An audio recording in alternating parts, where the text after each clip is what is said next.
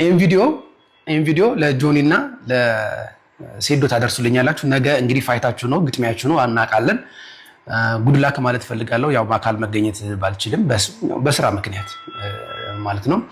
እነዚህ ሁለት ነገሮች እጄ ላይ ታያላችሁ አይደለ? እንግዲህ እነዚህ ሁለት ብረቶች እንደምታያቸው ታያቸዋል እና የመዶሻ ዋና ጥቅማቸው ምን እንደሆነ ልንገራችሁ።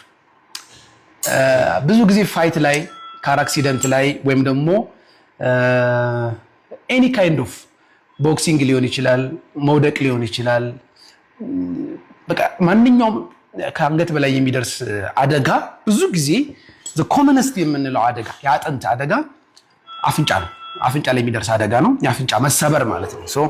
ቦክሲንግ በምትማቱበት ጊዜ አፍንጫ እዚህ ጋር ይመታል ወይ በጎን ሊመታ ይችላል።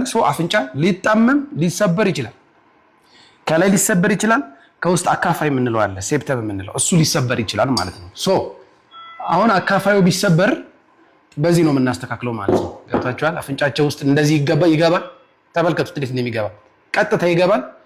የተሰበረውን ወደዚህ ወደዛ ወደ ላይ ወደ ታች እያደረግን በዚህ እናስተካክለዋለን ማለት ነው። በተቻላችሁ መጠን አደጋ ለማድረስ ሞክሩ።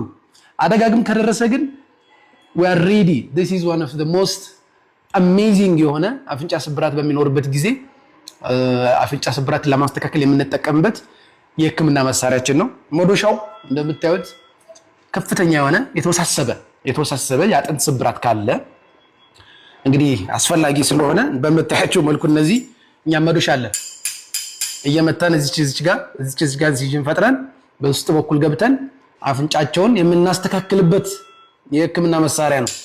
ይሄ እንዳጠቃላይ ሪኖፕላስቲ ሴት ተብሎ ይጠራል። ስለዚህ ምንም አይነት ጉዳት አይደርስባችሁ ማለት መናገር ስትጣሉም ደግሞ በኋላ እንደሚታረቅ አይነት ሰው ሆናችሁ ብትጣሉ ደስ ይለኛል፣ ወይም ደግሞ ብትደባደቡ ደስ ይለኛል። ግን የደረሰ ጉዳት ካለ ስፔሻሊ ከአንገት በላይ ሆኖ አፍንጫ ሊሆን ይችላል፣ ሌሎች ጉዳቶች ካሉ ይሄ በታዩት በሙሉ ብረት ይሄ ሁሉ እነዚህን የአፍንጫ ስብራቶች ወይም ሌሎች ስብራቶች ለማስተካከል የተደራጀ የህክምና ዕቃ ነው ማለት ነው። ስለዚህ እንደምታዩት የአፍንጫችሁ ውስጥ ገብቶ አፍንጫችሁን ከማስተካከላችን በፊት በተቻላችሁ መጠን አፍንጫን ተዋት። እኔ እንዳንገት በላይ ሐኪም ብለው አፍንጫን ተዋት። በቃ ኖካውት ማድረግ ካስፈለገ ባለፈው አንድ ቪዲዮ ሰርቼላችሁ ነበረ። በኖካውት ነገሮችን መጨረስ ይቻላል ብዬ አስባለሁ። ፕሮባብሊ ጆኒ ግራፕሊንግ የሚጨርሰው ይመስለኛል። ሴዶ ደግሞ አላቅም በኖካውት ሊሆን ይችላል፣ አይ ዶንት ኖ፣ ወይም ደግሞ በስትራይኪንግ ብቻ። ግን ራሳችሁን ጠብቁ፣ ካልሆነ ያው ይጠብቃችኋል ይሄ ማለት ነው። ይሄና ይሄ አፍንጫችሁ ላይ ችግር ካለ ይሄና ይሄ የሚጠብቃችሁ።